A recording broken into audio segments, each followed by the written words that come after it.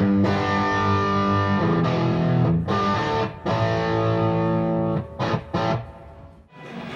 is Rebecca Dirks with Premier Guitar, and we're here at GearFest 2008. We're in the Gibson area in the Guitar Gallery, talking to Hank Edel about this interesting double neck guitar he's got to demonstrate the pickups for us. So tell us a little bit what you got here. Well, hi, Rebecca. This is a guitar that I take around the country to demonstrate the different pickups that we make. I work for the division that makes the strings and the pickups for Gibson. And this particular guitar is based on the copies of the historic models. It's a 57 Classic, which is made to the specifications of the original patent for the first humbucking pickups that Gibson invented back in 1955. And then it has a set of Burstbucker series pickups that are built to the way they used to come out of the factory up until about 1961, which is the era of the patent applied for pickups that everybody seeks now, the holy grails, if you will. And so what this guitar allows me to do is do comparisons back and forth from one to the other. And what I like to do is base it around the 57 Classic, because that's the one that was the original humbucker. So that one has the sound like this.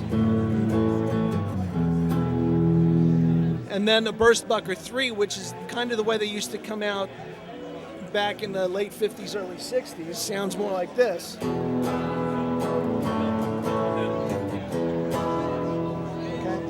And then we also have the Burstbucker Pros, which are a little hotter version of the Burstbucker 3s. They have a hotter magnet, an Alnico 5 instead of an Alnico 2 magnet, and they're wax potted. And these pickups come in our Les Paul standards from the factory. And they sound like this. This is in the neck position. And then in the bridge position,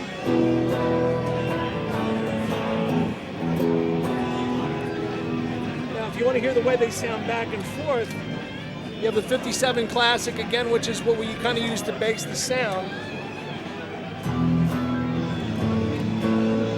And then the Burstbucker Pro.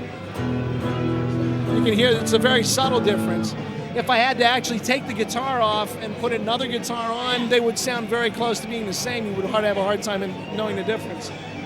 And then you can do the same thing with a Burstbucker 3, which is not wax potted, and a Burstbucker Pro. Helps turn the right switch on, right? Oh, yeah.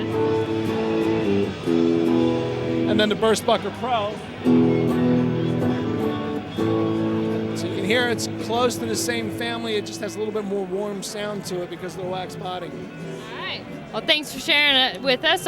It's a really cool contraption you got there. Like you said, it makes a great way to be able to tell the subtle differences. So thanks a lot. Thanks so much, Rebecca. This is GearFest 2008 with Premier Guitar. For more videos, visit premierguitar.com.